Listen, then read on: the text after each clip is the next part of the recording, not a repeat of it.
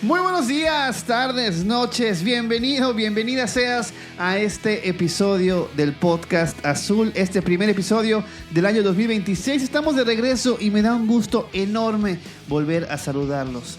Desde aquel lejano 2 de junio, en el que hablábamos de que Cruz Azul había sido campeón de la CONCACAF, hablábamos del semestre de Vicente Sánchez, no habíamos estado de regreso en tu espacio, el Podcast Azul. Todo este semestre, este primer semestre de Nicolás Larcamón, entre cosas del trabajo del equipo, cosas del trabajo de un servidor y pues cositas que pasaron en estos días, en estos meses, se nos complicó muchísimo darle seguimiento a este proyecto que nos encanta y que queremos tanto, pero ya estamos de regreso y esperemos esta sea la oportunidad de darle seguimiento, de estar dándoles estos episodios semanales. Y pues bueno, estamos aquí en este primer episodio de la temporada, primer episodio de 2026, con pues nuestros acostumbrados colaboradores, columnistas de audio en este podcast. Estaremos con Itzel Onofre platicando de la femenil, que está increíble el nuevo proyecto de la femenil.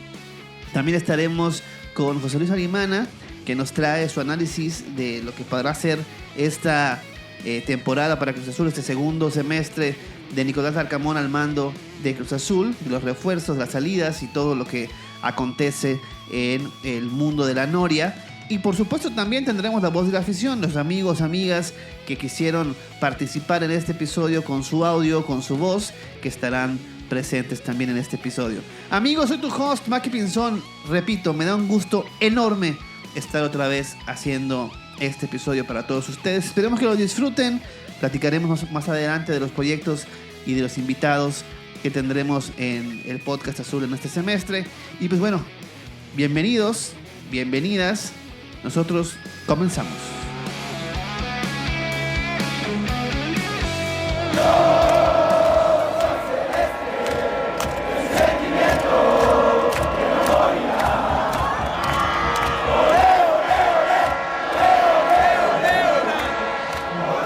Esto es el Podcast Azul.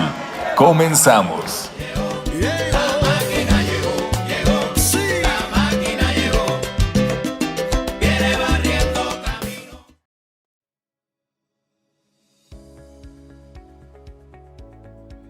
Pues así, amigos, con eso damos inicio a este episodio en el cual días previos estamos terminando de grabar este episodio el viernes por la mañana. Y bueno, han pasado muchísimas cosas en el transcurso de la grabación de este episodio. Cuando empezamos a producir y a checar de qué vamos a hablar y estas pequeñas juntas de producción que hacemos en WhatsApp, pues estábamos planeando hablar de las expectativas del torneo, pero cada día que pasaba se iba cambiando las expectativas que hay, justo por lo que pues, pasa cada 15 minutos en Cruz Azul, ¿no? Prácticamente el episodio era platicar de las salidas de Rivero, de Falabelli, las llegadas de Borja y de Palavecino, platicar de cómo se está conformando el plantel, de qué podría faltar, qué elementos se necesitan para reforzar como perfil en el equipo, todo el tema de la animadversión que se siente en el entorno a Nicolás Larcamón. Esto por la manera como se cerró la liga, por la manera como terminó la participación del equipo en la Intercontinental, por mil cosas, ¿no? Es todo esto que está pasando, la atribución de algunos medios de las salidas de Sepúlveda y de Rivero y de Lolo por mala relación, entre comillas, dicen algunos medios, con Larcamón. Todo esto ha ido embonando y ha ido sumando a que haya pues ya cierta molestia de una gran parte de la afición celeste con Nicolás, y que de entrada tendrán que trabajar con esto muy similar el entorno a lo que se estaba dando en la jornada 1 en el primer torneo de Martín Anselmi. No sé si recuerdan que estaba esta molestia porque se fue Escobar y cómo va a ser que se vaya Escobar y llegó Piovi y en Piovi no lo quieren en Argentina, y todo este ambiente que se sentía en Cruz Azul en esos días se siente similar, con la diferencia que en ese contexto íbamos a regresar al Estadio Azul, y ahora por la información de Adrián y de algunos reporteros y que cubren la fuente, pues nos ilusionamos muchísimo de la posibilidad de regresar al Estadio Azul, y horas después, justo como los decía hace un momentito, cada 15 minutos cambian las cosas en Cruz Azul, y pues resulta que no vamos al Estadio Azul, que nos vamos al Estadio de Puebla. Esto entre un montón de información que estaremos platicando más adelante, de las razones, de por qué se fue, de por qué Pumas no quiso renovar. Ya está ahí Medrano comentando por qué, ya está ahí Arizpe, el fantasma Figueroa, contando los detalles de toda esta situación que se dio con la directiva de la universidad. Y pues bueno, creo que eso sirve muy bien a manera de preámbulo, de contexto de qué estamos viviendo en este momento. Y pues vamos a comenzar este episodio pues escuchando la voz del proyecto que va bien. El proyecto al que pocas cosas hay que criticar y que empezó el torneo con todo. Y estamos hablando de Cruz Azul Femenil. Y para esto vamos a escuchar la voz de mi querida Itzel Onofre, que nos trae lo siguiente. Hola Maki, amigos del Podcast Azul, qué gusto volver a saludarlos y estar de regreso de nuevo en este podcast hermoso. Y obviamente seguimos hablando de nuestro equipo femenil, que sin duda el torneo pasado dio de mucho de qué hablar, y obviamente para bien. Empieza un nuevo torneo, una nueva ilusión, muchas nuevas jugadoras, y sin duda se dieron bajas que no esperábamos realmente por el desempeño que dio el equipo el torneo pasado, pero incluso los refuerzos que llegaron son de muchísimo mejor nivel que las anteriores jugadoras. Entonces, bueno, empecemos por el refuerzo que para mí, creo que para mucha gente que sigue la liga femenil desde hace mucho, es el refuerzo bomba, y el cual es Uchenna Kanu, campeona con Tigres femenil. Creo que aportará muchísimo en el ataque, se complementará demasiado con Ariel, que sigue siendo nuestra goleadora. Y bueno, y con también Michelle Abam, que viene de Toluca, que si bien no había tenido tantos minutos, sigue siendo una jugadora muy diferencial y que te marca ese aporte dentro de la cancha. Ahora tenemos también a nuestra primer peruana en la Liga MX femenil, la cual es Mía León, una joven jugadora que viene a aportar muchísimo al equipo y que sin duda ha estado dentro de buenos equipos y ha estado sumando minutos. A eso le sumamos a Cheri Torres, que igual para los que han seguido la Liga MX femenil ha sido un jugador importante dentro de Chivas femenil. Viene de un muy buen equipo, sin embargo pues no ha tenido minutos y todo eso. Entonces creo que nuestra directora deportiva, quienes hayan visto el fichaje, acertaron demasiado en traerla y aprovechar que ocupa minutos para que dentro de todo pues llegue, y porque llega como préstamo al equipo.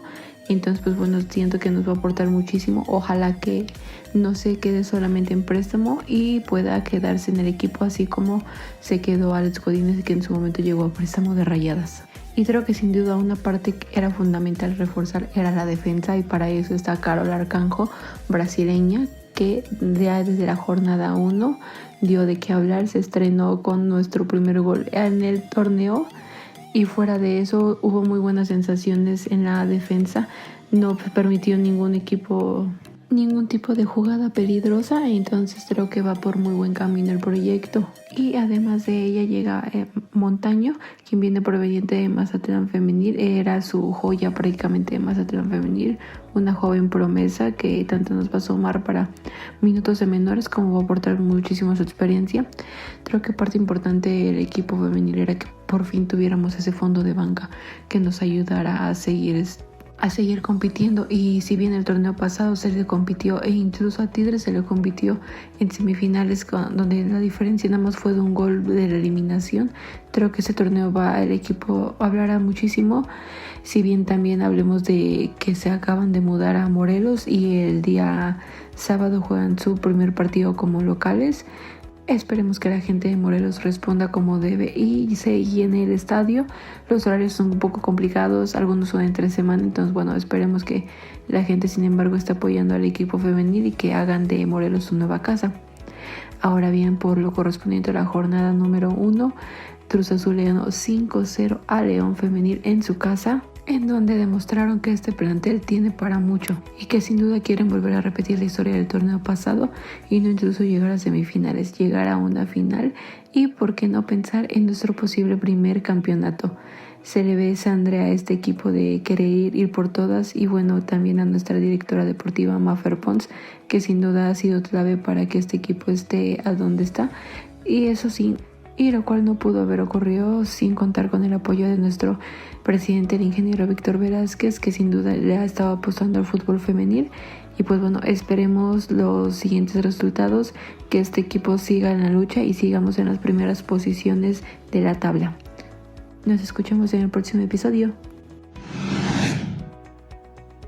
Muchísimas gracias, mi querida Itzel. Pues sí, un triunfo absoluta y totalmente contundente de la jornada 1 de las Celestes del Cruz Azul. Muchísimas felicidades a la directora deportiva, a Fernanda Pons, que fue presentada el 30 de junio de 2025, justamente en ese tiempo en el que ya estábamos fuera del aire. Cruz Azul la presenta como gerenta deportiva del equipo femenil.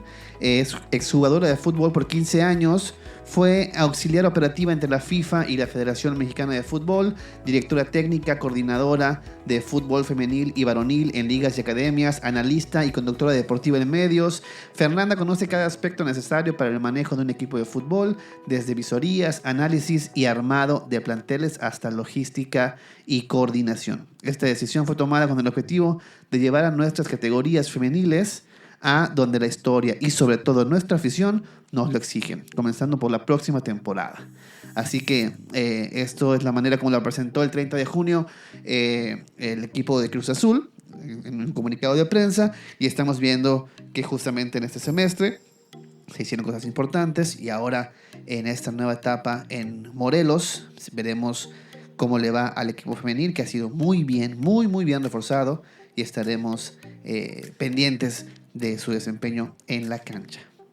Y pues justo les comentaba hace un ratito que cada 15 minutos, cada determinado tiempo hay información nueva. Justo estoy viendo un tweet ahorita del buen Adrián Esparza que dice que Mateusz Bogusz no fue convocado para el partido contra León el día de mañana y que en las últimas horas se han aumentado la intensidad de las negociaciones contra Houston Dynamo para ya de una vez por todas arreglar la salida de Mateusz Bogusz, que por muchísimas razones no pudo encontrar regularidad. Recordemos que vino pedido por Martín Anselmi. Martín Anselmi tenía en su cabeza, en su planeación, en su idea de juego, algo muy específico para jugar con él, razón que evidentemente no se hizo, no se pudo hacer porque se fue en la jornada 3, y Vicente Sánchez nunca encontró esas cualidades que Martín buscaba en él, y desde un semestre después Nicolás Larcamón, raro porque lo empezó considerando y poco a poco fue perdiendo el protagonismo hasta que prácticamente estuvo pues un buen tiempo del torneo en la banca, con muy poquitos minutos, pocas oportunidades, y pues bueno, esto con Mateusz Bogusz, además del tema del idioma. Por ahí supe que no fue, por ejemplo, el festejo del título de Conca Champions, inclusive que metió un gol. Entonces hay todo un tema alrededor de Mateusz Bogusz, así que bueno, vamos a ver cómo termina esta historia muy corta de este jugador polaco en el Cruz Azul. Y pues bueno, tenemos otro invitado, bueno, nuestro primer invitado. Él es Yael Martínez y él nos manda su opinión. Mi querido Yael, bienvenido al Podcast Azul, te escuchamos. Hola, ¿qué tal, amigos del Podcast Azul? Les habla Yael Martínez, aquí participando en este espacio para los celestes. Y nada, respondiendo a la pregunta de qué expectativas esperamos del equipo en esta temporada.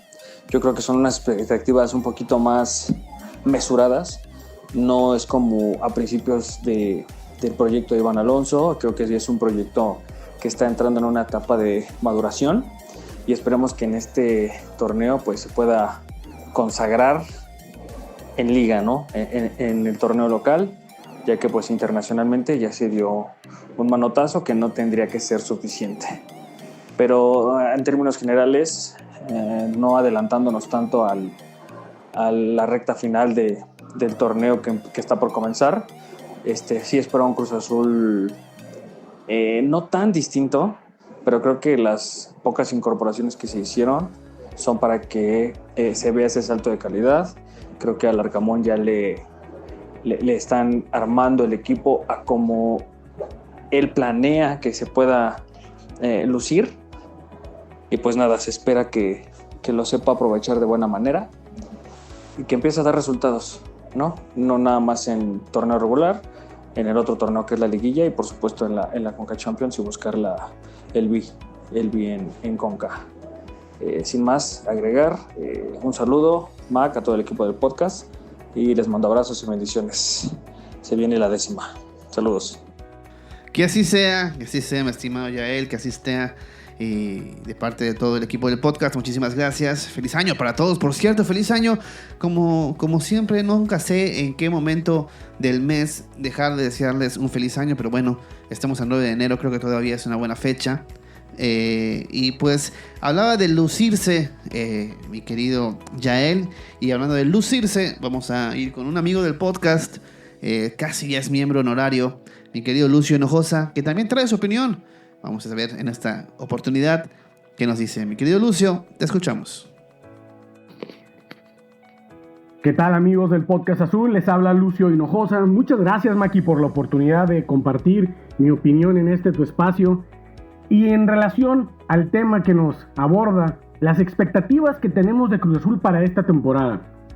Yo no le llamaría expectativas. Una expectativa, si nos vamos al origen de esa palabra, es esperar algo. Y yo creo que un equipo grande como lo es Cruz Azul ya no se puede dar ese lujo de esperar. Tiene que ir a conseguir. Esperar, eso se lo podemos dejar a equipos chicos. A un Juárez que puede esperar a ser partícipe de este torneo. A un Necaxa que puede esperar a generar más jugadores para venderlos el siguiente torneo. Muchas gracias por Palavecino. Muchas gracias por Paravela. A Pumas que puede esperar a que se acomoden los astros y logre calificar al play-in otra vez para que tengan una copa más en sus vitrinas. Cruz Azul no se puede dar ese lujo. Cruz Azul tiene que exigirse a sí mismo y buscar ¿qué cosa? Los títulos. ¿Qué se puede exigir a Cruz Azul? Esperar nada. Exigir la 10ª. No se le puede decir éxito a cualquier otro logro. Sí, la Conca es un torneo muy importante, pero lamentablemente no estamos en Europa. En Europa, si tú ganas la UEFA Champions League, que hayas perdido o no hayas logrado ganar la Liga, es un aliciente bastante bueno, son bálsamos. Aquí es al revés. Para nadie es mentira, para nadie es secreto que ganar la Liga es el torneo importante en este lado del mundo. Así que, ¿qué se le puede esperar a Cruz Azul? De esperar nada. Vamos por la 10ª. Se le puede exigir la 10ª. Nicolás, tienes un equipazo. Por favor, demuéstralo en la cancha. Muchas gracias. Una vez más, soy Lucio Hinojosa. Les mando un fuerte abrazo y feliz año a todos. No está molesto, es regio, así habla, no está molesto. Muchísimas gracias, mi querido Lucio. Te mando un abrazo inmenso. Iba a decir hasta Canadá, pero pues en estos momentos está en nuestras tierras mexicanas, mi querido Lucio. Y pues bueno, hemos llegado, no al final del episodio, porque todavía falta un buen, pero hemos llegado a la última sección. Y esta última sección es la de mi querido José Luis Arimana, que fue el primero que respondió a la convocatoria y con mucha emoción y ya tarde en la noche en la que decidimos regresar al episodio, nos mandó su audio que pues, va a ser a manera de despedida. De todos modos, yo regreso a despedirnos, a platicar un poquito de los partidos que vienen. Pero mientras tanto, aquí está mi querido José Luis Arimana, Motogrifo, y su apunte táctico. Gracias, Maki. Muy buenos días, tardes y noches, queridos amigos que nos escuchan aquí en el Podcast Azul. Mi nombre es José Luis Arimana, @Motogrifo en Twitter, y esto es un dato táctico muy especial porque Estamos de vuelta, tenemos bastante rato que no se escuchan nuestras voces en ninguna de las plataformas a las que los tenemos acostumbrados y la realidad es que pues la vida se mete del camino del fútbol, ¿no? Dicen que el fútbol es lo menos importante de las cosas que más importan, o al revés, el fútbol es la cosa más importante de las cosas que menos importan, ¿no? En algún lugar de esa frontera está el fútbol y obviamente pues la familia es más importante, el trabajo es más importante, pero ¿saben qué es más importante el día de hoy? Este fin de semana debuta la máquina cementera 2.0 de Nicolás Larcamón y yo particularmente creo que le he perdido un poco de fe a este proyecto, o más bien a la capacidad de las personas que toman las decisiones de entender qué es lo que le falla al equipo y poder cubrir esas carencias, ¿no? Aún así, yo creo que la temporada pasada fue un poquito atípica, ¿no? Una cosa un poquito rara. Tenemos ya bastantes ventanas de fichajes reforzando el equipo solamente en el papel.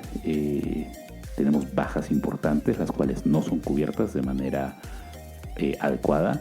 Y a veces, o más bien es constante, ¿no? Es constante que hemos tenido jugadores interesantes que han llegado y refuerzos interesantes como creo que en la última ventana llegaron pues Bogush, Romero, se fue Romo, ¿no? En la ventana anterior se fue Salcedo. Hay cosas ahí imponderables siempre en Cruz Azul, lo cual es algo bastante constante, ¿no? La única constante en Cruz Azul es que hay algo que no va a salir de acuerdo al plan. Y ese algo generalmente pasa en el descanso entre temporadas, ¿no? Yo creo que ya estamos todos un poquito acostumbrados a estos escenarios, pero vámonos rápido. Vamos a tratar de hacer un resumen de las bajas, de las altas y de cómo creo que debe jugar este equipo, ¿no?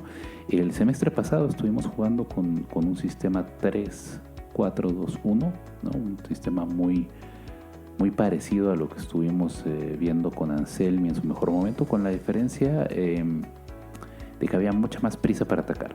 Los ataques eran construidos de peor forma y estuvimos abusando mucho del juego directo. Y me dirán, no, pero José Luis, Moto, estás mal, ¿cómo que juego directo? Si estábamos viendo que había combinaciones de pases y que la defensa jugaba adelantada, ¿no? Que el juego directo es para esperar, ¿no? Para hundir a tu equipo y luego tirar un pelotazo y ver quién la baja y cómo construir un ataque así casi con pura suerte. Pues no, también del juego directo se puede abusar de la manera contraria, ¿no? De la manera europea, de la forma de las academias holandesas, en el cual presionas alto, recuperas y tienes de cierta forma automatizado el ¿cómo se dice? El trazo a un jugador que se la baja a los compañeros que van llegando detrás de él, ¿no? Que van para que queden de frente. Estuvimos haciendo mucho esto hacia la izquierda con Rotondi, estuvimos haciendo esto bastante también con Sepúlveda y con el Toro, pero no hemos tenido el éxito de los semestres anteriores, principalmente porque hay un desgaste, ¿no? O sea, esta plantilla ya tiene bastante tiempo junta, varios de los referentes ya tienen rato de haber pasado por diferentes propuestas, y yo también creo que la propuesta de Anselmi ideológicamente fue tan fuerte que la del Larcamón a algunos de estos le debe parecer lo mismo pero rebajado con agua, ¿no? Yo sí entiendo como una propuesta no tan parecida, una propuesta distinta como la de Vicente Sánchez puede caer bien, porque ya no estás comparando dos discursos similares, estás comparando dos discursos contrarios, entonces tú es mucho más fácil creer, bueno, este no es mejor o peor técnico, simplemente es distinto, busca otra cosa, ¿no? Con Vicente famosamente estuvimos abusando de romper los partidos y a correr, ¿no? Cosa que nos funcionó bastante y funcionó bastante bien, tanto que ganamos un título internacional y que si no fuera por un par de lesiones clave, yo creo que en la liga hubiéramos acabado en la final también. La realidad es que jugar ese partido con el plantel como estuvo es sintomático, ¿no? Es causa para mí directa de no haber estado en la final. Pero la realidad es que Vicente Sánchez, por lo más que era una propuesta, digamos, pobre en cuestión de preciosismo y de fútbol, entendía los momentos de juego y la importancia de la preparación física mejor que aparentemente Nicolás Larcamón en su primera temporada, ¿no? porque Larcamón también estuvo abusando de romper el partido desde lo físico cuando no lo podía ganar con fútbol. En los partidos en los cuales Cruz Azul se pone abajo en el marcador, vimos constantemente que no había capacidad de replanteo. El replanteo siempre era para abusar del pelotazo, intentar buscar un centro, intentar buscar a Rotondi o a Sánchez a que tiraran la pelota para atrás, o abusando también mucho del pelotazo a Nacho Rivero, porque Nacho Rivero pues, es bueno cazando espacios, es bueno encontrando la línea de fondo, es bueno encontrando alguno de los vértices del área contraria, ¿no? Pero de Nacho Rivero vamos a hablar a continuación. Vamos a evaluar la plantilla que tenemos al momento de hoy. Hoy es miércoles 7 de enero a las 9:22 de la noche. Y nuestros porteros son Kevin Mier, que está lesionado y que no va a participar en la mayor parte de la temporada. Andrés Gudiño, que es el flamante titular, que me dicen que es un líder en el vestidor y que tiene el respaldo de los compañeros. Y que tampoco lo hizo mal en el cierre de la temporada pasada. Hay una pequeña cuestión con Gudiño. Es un buen portero, es un portero cumplidor. A mí me parece un gran suplente, alguien que te puede dar confianza en la banca. Pero es un portero que en la liguilla probablemente se te va a quedar corto, porque no es alguien que esté acostumbrado a hacer la salvada, ¿no? No es ese portero que te hace recibir un gol menos de la cantidad de goles que merece realmente en el partido.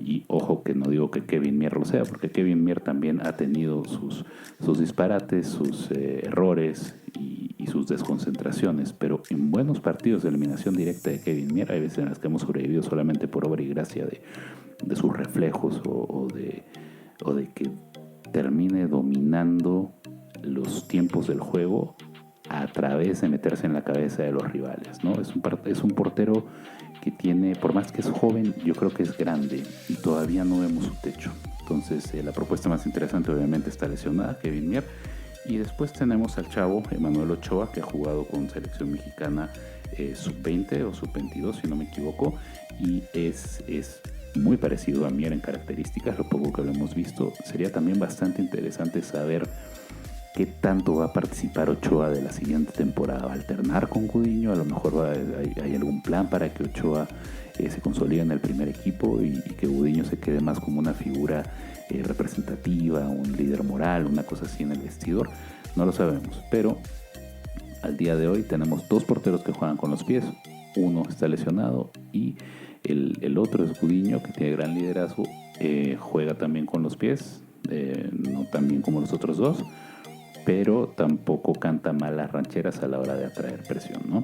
En la línea de defensas tenemos a Willer Dita, de gran torneo pasado. Yo creo que Dita debe quedarse. Eric Lira, que es un mediocampista reconvertido y que siempre nos está pasando con Lira esta cuestión de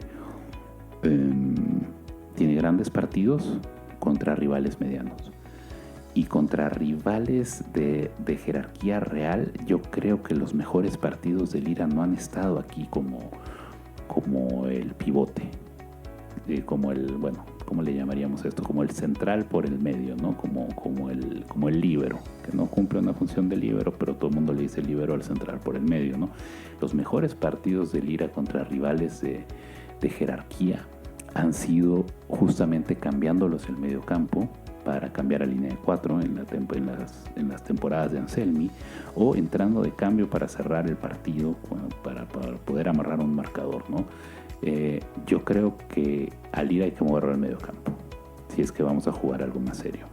Jesús Orozco Chiquete, que está lesionado y que también se va a perder la mayoría de la temporada. Fuerza Chiquete, esa lesión estuvo fortísima. Y Gonzalo Piovi, que se rumora que se va, se rumora que acaba en algún lugar petrolero y que nos deberían pagar bastante bien el pase. También se rumora que viene un refuerzo en la defensa central. Y ojalá esto sea cierto, porque tenemos a Chiquete lesionado y lo otro que hay en la defensa es Rodarte, Raimundo Rubio y Luis Iturbide. No nos sobran jugadores por acá. En los carrileros quiero hablar de Omar Campos, Jorge Sánchez y Rodo Rotondi. Campos ha tenido una gran temporada. Creo que una de las razones por las que estuvimos cerca de de ganarle la serie a Tigres en la liguilla es porque el Campos por derecha, que es mucho más regateador y que es un jugador muy ligero, mucho más ligero que Rotondi, por ejemplo, se volvió una fuente de peligro, un jugador que a lo mejor no teníamos visto en banda derecha, pero que puede jugar igual de bien en ambas. Y su capacidad de regate, su capacidad de 1 contra 1 ya la hemos visto. Los centros le fallan, la entrega le falla, pero bueno, con Rotondi es el problema contrario, ¿no? Sus centros son precisos, siempre caen en un jugador nuestro, pero es raro que ganes 1 contra 1 a menos que lo encuentres en profundidad ganándole la espalda al rival, y para eso una vez más abusamos de esta escuela holandesa moderna en la cual juntas pases, atraes presión y luego un jugador rápido tuyo le gana la espalda al rival. Los ataques son por latigazos, no son ataques de pelota controlada, no son ataques que te permiten descansar con la pelota, y creo que eso es importante para el modelo de juego. Es un fútbol muy europeo, muy poco sudamericano, y si vamos a tener puro fichaje sudamericano, pues probablemente deberíamos jugar un poquito más a lo que ellos saben, a lo que ellos sienten como propio. Hablando de sudamericanos y bueno, tenemos a Jorge Sánchez también, que me voy a abstener de hablar de Sánchez porque a veces mete golazos, a veces causa golazos de los rivales, y es un caballo loco, es un jugador que es un wildcard para mí, es una incógnita. Hay partidos en los que te puede costar el partido y hay partidos en los que si no está Sánchez en la cancha no lo ganas. No sé qué pensar de él, honestamente. Me guardo mi opinión totalmente, ya no lo entiendo. En los mediocampistas tenemos una alta, 2 altas, digamos, porque regresa Andrés Montaño después de una larga lesión, y hemos concretado el fichaje de Agustín Palavecino, ¿no? Dicen el socio ideal de José Paradela. A mí me parece un gran acierto este fichaje porque estás trayendo al motor de juego primario para el motor de juego secundario de el Necaxa del Arcamón, ¿no? Y pues el Arcamón es tu técnico actual. Veo mucha gente muy suspicaz con estos fichajes. Dicen, no, pues es que ya esto es agencia de empleos, ya Nicolás Arcamón se está trayendo a su gente, están haciendo negocio, cobrando con los suelos, etcétera, etcétera. Ya a mí me parece eso excesivo. Sí, me parece un poco una tontería, porque al final Agustín Palavecino fue el jugador mejor evaluado por varias plataformas estadísticas en la temporada pasada, y no muy lejos de él estaba Charly Rodríguez, al cual todavía mantenemos en la plantilla. Acá en la media cancha tenemos 2 bajas. Tenemos a la baja de Nacho Rivero, que insisto, más tarde voy a hablar de Nachito, y la de Farabelli y Bogusch, ¿no? Por ahí se acerca el Houston Dynamo, parece que ya están arreglando el tema del dinero. Bogusch es un jugador que estuvo y no estuvo, ¿no? Quién sabe si la relación con Larcamón es lo que esté roto, o si es la relación con los compañeros, o si es el poco compromiso del jugador, o si es que no le gustó a la ciudad, no se adaptó a la cultura, y mil y un razones para que un jugador de este calibre no rinda en Cruz Azul. También creo que es una situación muy comparable a la de Giacomakis, ¿no? Entonces, siempre en Cruz Azul hay estas cosas, estas suspicacias, que cuál agente trae a cuál jugador se lleva con otro jugador, que jugador vive bien, a gusto en la ciudad, etcétera, etcétera, o que jugador no comulga con la idea del técnico. Al final de todo esto, yo creo que Bogusch es un jugador de una calidad altísima, también lo creo de Giacomakis, pero por A o B no se adaptaron. Entonces, jugador que no quiere estar, que se vaya. El primer requisito para estar acá debe ser querer estar acá. Si hay un cabrón que no quiere estar en Cruz Azul, es un jugador que no sirve. Y no nomás a Cruz Azul. Pero siguiendo con eso, vámonos a seguir con la lista de mediocampistas. Tenemos a Palavecino, a Charly Rodríguez, a Jeremy Márquez, a Andrés Montaño, que vuelve, y a Amaury García, medio centro interior de cierta calidad, que hemos visto poco, pero que cuando ha entrado ha cumplido. Inclusive lo hemos llegado a ver como defensa central por derecha, ¿no? Entonces hay un poquito para cubrir la baja de Rivero, ¿no? en la polifuncionalidad. Mediapuntas y extremos: José Paradela, Luca Romero y Amaury Morales, que dicen que se va también. Ahora, lo curioso de este equipo es que ahora sí no tenemos extremos. Creo que si quisiéramos jugar con extremos en algún punto, tendría que ser Morales por derecha y Campos por izquierda, ¿no? O Rotondi también en algún caso. Pero más adelante vemos eso. Y finalmente, delanteros, tenemos la baja sensible de Ángel Sepúlveda, Sepúlveda a mí me parece un gran segundo delantero, no me parece un gran primer delantero, por más que hubo partidos en los que el plan de juego pasó exclusivamente por él, como la semifinal de CONCACAF contra el América, en la cual les ganamos el pase a la final. El plan de juego de Sepúlveda cayendo constantemente contra Cáceres para ganarle la pelota por arriba para poder ocasionar la segunda jugada fue lo que básicamente nos hizo ganar ese partido. El desgaste constante de Sepúlveda sobre los defensas del América en juego directo nos ganó esa serie. Jugador específico, jugador que irónicamente esa función que desempeñó en ese partido no es uno de sus grandes atributos, pero ese día funcionó. Y me parece que es un jugador que nos va a hacer falta porque es alguien que saca muy fácil el remate. Es de estos jugadores que no necesitan armar tanto la pierna o perfilarse exquisitamente para poder disparar con calidad hacia la portería contraria, y esa es una capacidad de un centro delantero que siempre se va a extrañar, más en un equipo como Cruz Azul que genera tanto arriba pero cuyas ocasiones no son de una calidad altísima porque los rivales están acostumbrados a encerrarnos, a encerrársenos, ¿no? La contraparte de esto es que llegó Miguel Ángel Borja, delantero de características distintas, delantero a mi parecer superdotado. Este es un tipo que te puede conducir, tiene unos gestos técnicos un poquito burdos, se ve un poquito, es como estos falsos troncos, ¿no? Tiene la zancada larga y parece que las pelotas le rebotan, pero después te vas dando cuenta de que tiene unos controles orientados de muchísima dificultad técnica, nomás que son muy largos porque se tiene mucha confianza.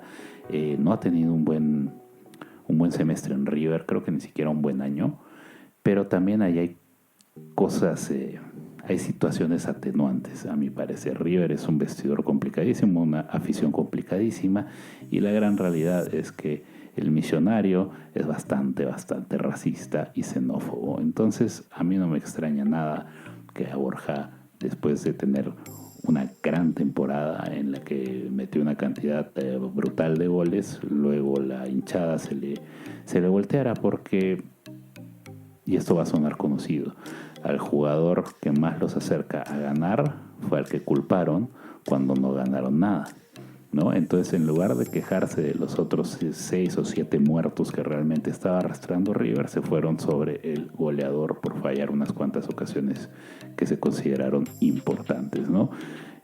Pero bueno, de los defensas de River no se habla, ¿no? Que dejaron entrar todo.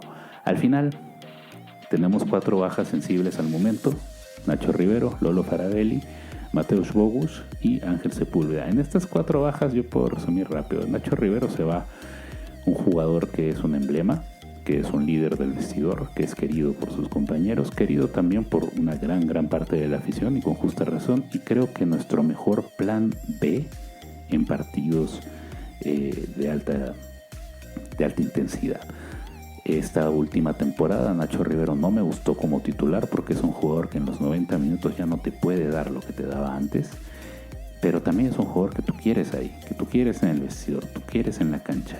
Y los partidos en los que jugó 20 minutos a cazar espacios y a destrozar la espalda de los rivales y a ir a incomodar en duelos directos a los defensas, porque siempre encuentra la pelota de frente, a mí me parecía brutal.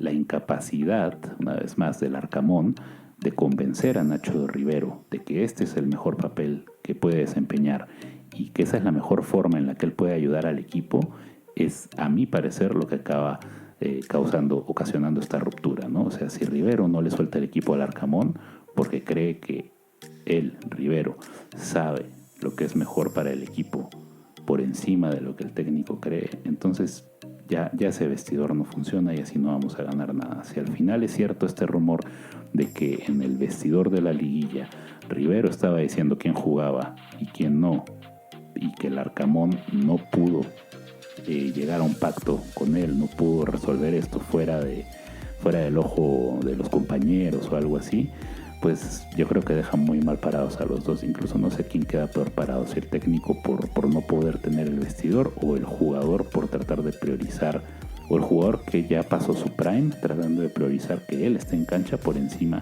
de los intereses del resultado del club, ¿no? Al final, a Rivero yo le voy a agradecer siempre la novena, ser el capitán y siempre haber querido estar acá. Como dijimos hace un rato, el que no quiere estar acá, que se vaya. Y parece que esta es una buena solución. Rivero se va sin manchar su estatus de leyenda y llega a obtener un contrato aparentemente bastante jugoso con Xolos para prolongar un poco más el último baile, ¿no? Vamos a ver si no lo vemos por acá justo antes de retirarse. Tenemos un pésimo historial con nuestras figuras.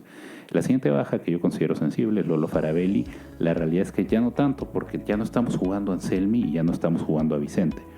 Con Anselmi lo que noté de Lolo es que era un jugador muy inteligente que podía girar los ataques, ¿no? Era un segundo técnico dentro de la cancha y muchos de los cambios con los mismos jugadores que estaban ahí dentro o los cambios tácticos para atacar debilidades específicas de los rivales los hacía Lolo. Esos eran ajustes que hacían, o sea, se veía, ¿no? Que se decían 2-3 palabras entre Anselmi y Lolo y pum, el equipo cambiaba y empezábamos a atacar de una forma continua, ¿no? Y con menos riesgo.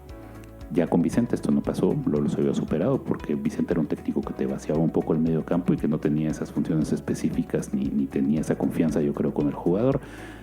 Su rol se fue apagando y ahora que llegó Nicolás Arcamón y que es un técnico que al menos yo considero más ofensivo o de más pelota que Vicente Sánchez, yo creí que Lolo iba a tener un mejor desempeño, un mejor rol. Al final tampoco fue cierto y creo que ha pasado su mejor época o una época física que le pueda dar el plus a Cruz Azul. Creo que con Barini le va a ir muy bien. Barini es un técnico al cual le va a caer muy bien un jugador como Lolo, así que vamos a ver qué tal le va en Necaxa. Y finalmente la baja de Ángel Sepúlveda. Perdón, que ya hablé de eso, Sepúlveda. No, Bogusch es tal vez el jugador de mayor calidad en la plantilla, y se va.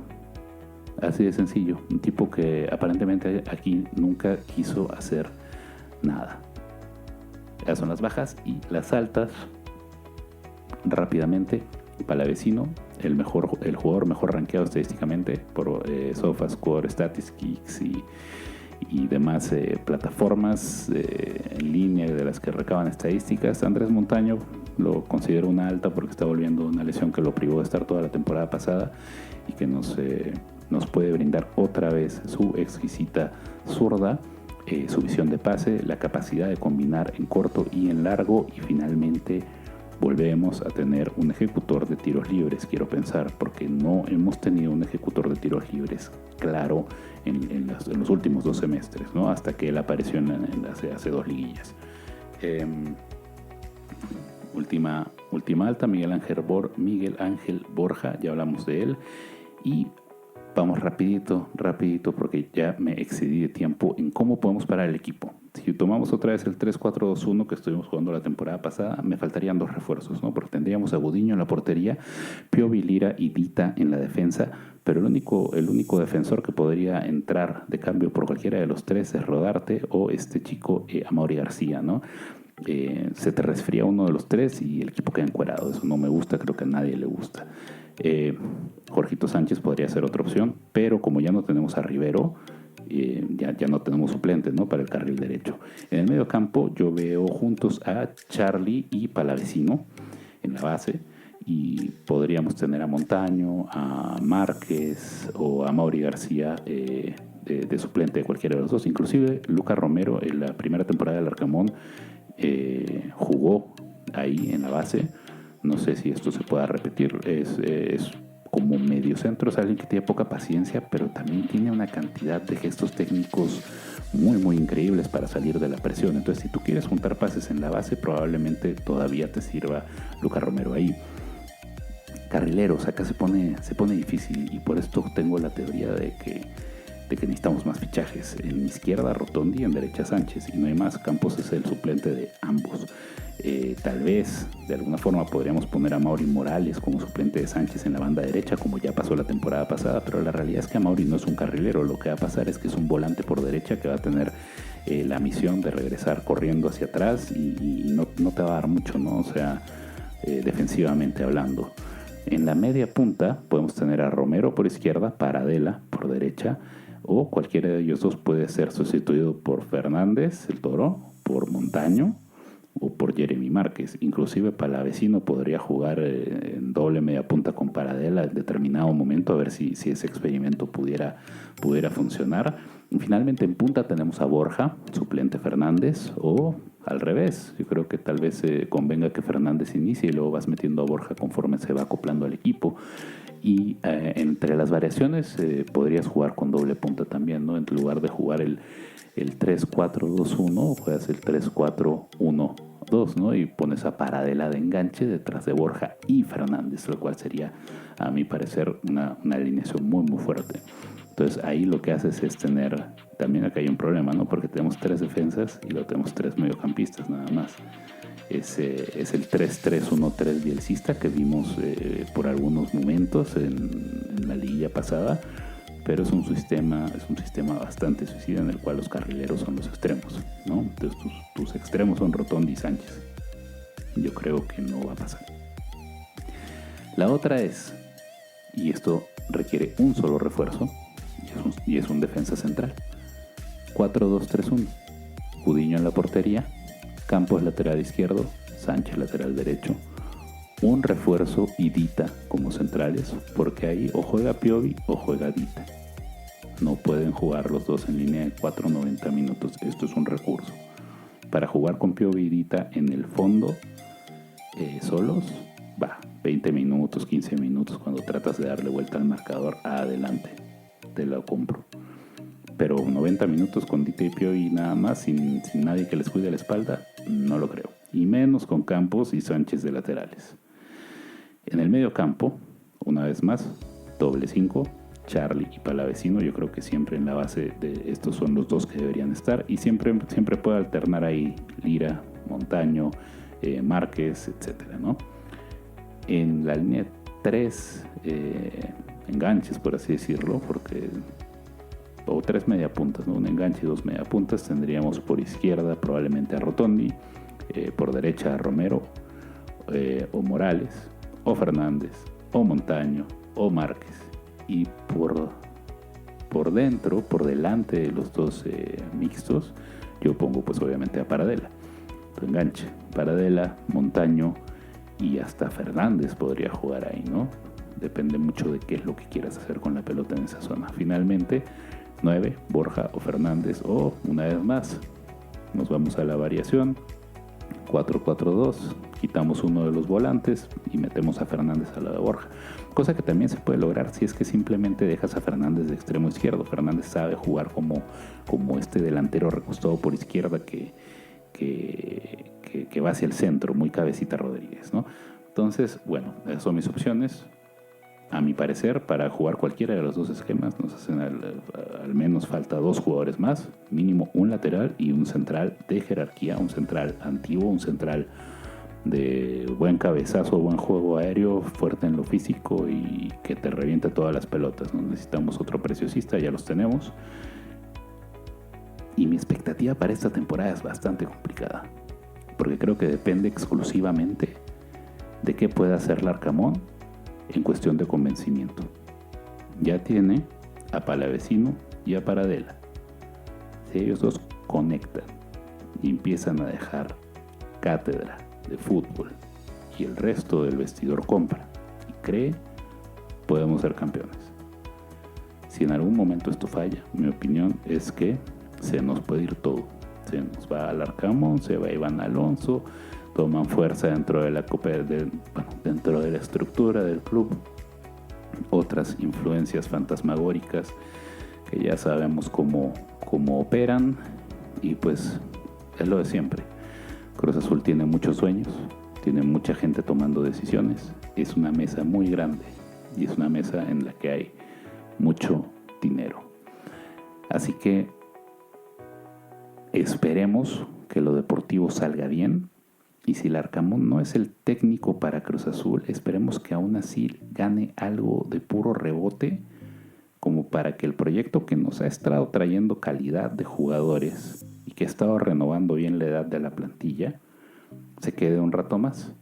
No soy tan hincha de Iván Alonso, creo que algo de humo y otras cosas tiene, pero la realidad es que hace mucho tiempo no veíamos trabajar a un director deportivo de forma congruente.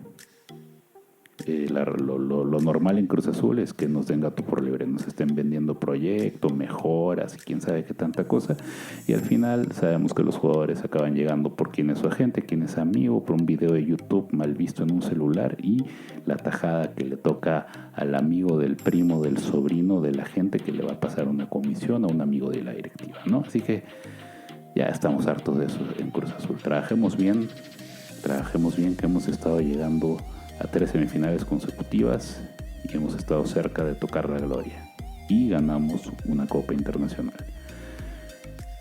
Vamos por el buen camino, creo, y con los fichajes que se vienen y más o menos el manejo de plantilla que estoy viendo en papel, creo que podemos hacer cosas importantes y que podemos ganar algo.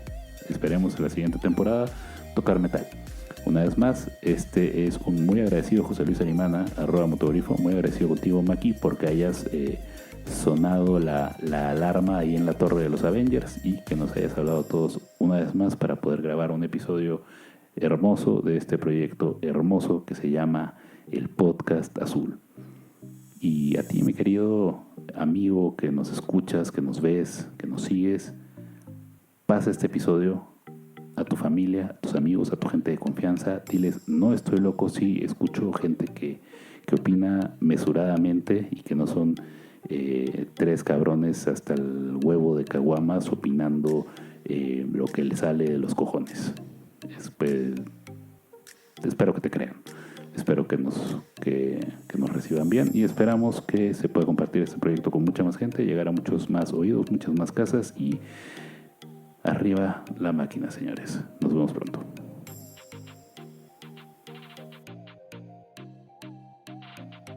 Sí. Coincido con esto último de mi querido José Luis Arimana. Ayúdenos, compártanos, comenten. Como pueden darse cuenta, hemos tenido muchas opiniones de muchos tipos y vamos a seguir teniendo cada vez más. Seguramente en uno de estos días tendremos alguna de nuestras acostumbradas tertulias en las que platicamos, en las que debatimos. Y pues bueno, dicho esto y agradeciendo una vez más a todos los que han sido parte de este episodio, vamos a platicar un poquito de lo que viene para la máquina en este inicio del torneo. Cruz Azul se enfrenta el día de mañana al equipo de León a eso de las 7 de la noche en el Estadio León. Como partido previo, el último enfrentamiento entre Cruz Azul y León fue en el Estadio Azul, en el estadio de CU. Ganó 4-1 la máquina, fueron 5 goles que metió la máquina de hecho, pero el marcador fue 4-1, un gol de Jeremy Márquez al 93, de Charly Rodríguez al 87 y al 66, Sepúlveda al 62 y al 78 un autogol de el Chiquete Orozco. De esta manera se le pasó por encima al equipo de León. Y el partido anterior, lo recuerdo muy muy bien, hay por ahí un amistoso en el que Cruz Azul ganó 2-1, pero antes de ese fue los cuartos de final de Cruz Azul en ese 11 de mayo, en el que gracias a Dios tuvimos la oportunidad de estar presentes en el estadio universitario de la Universidad Nacional Autónoma de México, y quedó 2-1. Empezó el partido con un gol de Nachito Rivero al 33, poquito después Jonathan Cádiz al 39 empató, y rumbo al final del partido, al minuto 66, con un autogol de Echeverría, Cruz Azul ganó 2-1, lo que le daba el pase a la semifinal contra el América. Y bueno, toda esta historia que ya sabemos en qué acabó. Y bueno, ese es el partido contra el León. Tendremos, el León viene con refuerzos, está armando bien su plantilla para competir, tiene varios partidos sin ganar. Justamente alguien comentaba hace poquito la racha de partidos sin ganar que tiene el León. Vamos a checar. Ha ganado los últimos 2, pero han sido amistosos. Pero la última vez que ganó un partido el León, estamos hablando de que le ganó al Querétaro 3-0. Y desde ahí tiene un empate contra Tigres, una derrota contra Tijuana, un empate contra Mazatlán, una serie de derrotas contra León, Toluca, Santos, Atlas, un empate ante los Pumas y otras 2 derrotas más ante el América y Puebla. Esta es la racha de partidos que tiene León sin poder ganar. Y pues enfrentan Cruz Azul, que si bien se fue eliminado de los torneos en los que estaba participando, perdió solo 2 partidos en todo el semestre pasado. 3 si tomamos en cuenta el partido contra Flamengo. Pero en Liga perdió 2 partidos, los 2 partidos que tuvieron situaciones ahí raras en el tema del arbitraje contra Tijuana, la expulsión de Rodarte totalmente injusta, y el tema en el partido contra Pumas, que pues sabemos que salió expulsado Farabelli y que a partir de ese momento se fue un poquito perdiendo el control del partido, que terminó dándole la vuelta al equipo y a Cruz Azul perdiendo el liderato, que a la larga sería una de las razones por las cuales no avanza a la final del torneo contra Toluca, pues queda por posición de la tabla debajo de Tigres. Y posteriormente, el miércoles, se había dicho que iba a ser el martes a las 9, termina siendo el miércoles a las 5. La máquina jugará en el estadio de Puebla contra el Atlas de Guadalajara. Ahí ya veremos movimiento en las posiciones de cómo estén terminando en la primera jornada. La segunda jornada es contra el Atlas. Y pues el partido inmediato anterior contra el Atlas fue un 3-3 de alarido. No sé si se acuerdan que por ahí fue un muy buen partido. De hecho, fue uno de los partidos de Nicolás Larcamón que pues daba como esperanza de que se pudiera ver algo similar a lo que se vio con Anselmi. Un partido que quedó 3-3. Y estoy viendo que Cruz Azul no le gana. Ojo, Cruz Azul no le gana al Atlas desde el 22 de febrero de 2023. Es una racha importante que tiene Cruz Azul sin ganarle al Atlas el 22 de febrero de 2023. Tenemos una derrota en playoff, tenemos una derrota en el 23, 2-0, luego puro empate, 2-2, 2-2, 1-1, 3-3, el último. Así que esto va a estar bien interesante. Cómo quedará este partido entre Cruz Azul y Atlas, Cruz Azul como local en el estadio de Puebla. Amigos, con esto me despido, un poco menos de 1 hora. Muchísimas gracias si llegaste hasta este punto del episodio. Y pues no queda más que despedirme, desearles que hayan disfrutado este episodio, esperando que lo hayan disfrutado y que a la máquina le vaya muy bien. Que en el próximo episodio, cuando nos escuchemos, estemos hablando de un equipo que lleva 6 puntos y que estamos mostrando solidez en todas sus líneas, que no haya lesionados de cuidado y que ya un par de refuerzos están en camino a justamente, vale la redundancia, a reforzar, fortalecer este proyecto. Amigos, yo soy su host, Maki Pinzón, y esto fue el Podcast Azul. En el barrio se escucha la emoción, el balón rueda y la pasión se siente. El Podcast Azul es nuestra canción, fútbol y amigos, el corazón contente. Con cada jugada la emoción crece, analizando partidos sin descansar. Las voces del podcast nos envuelven, el deporte rey siempre vamos a amar.